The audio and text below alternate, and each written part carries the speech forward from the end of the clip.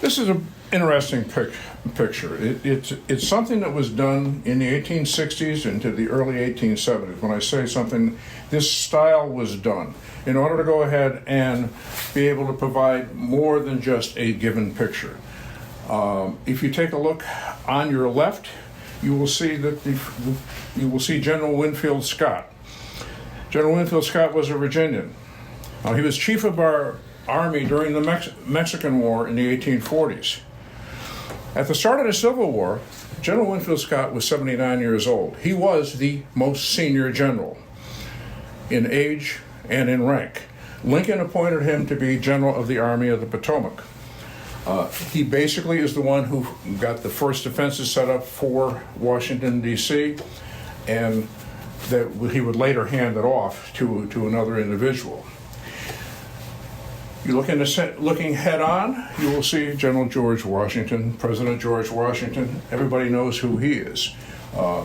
Certainly, he led the Continental Army. Some consider him to be responsible for firing the first shot that led to the French and Indian War back in 1755 or 6. He, of course, became our first president in 1789. Phenomenal individual that anybody who followed in his footsteps had huge shoes to try to fill. On the right is a little bit of an interesting character. General George McClellan. Now, General George McClellan holds the distinction of having been appointed General of the Army of the Republic by Lincoln, not once, but twice.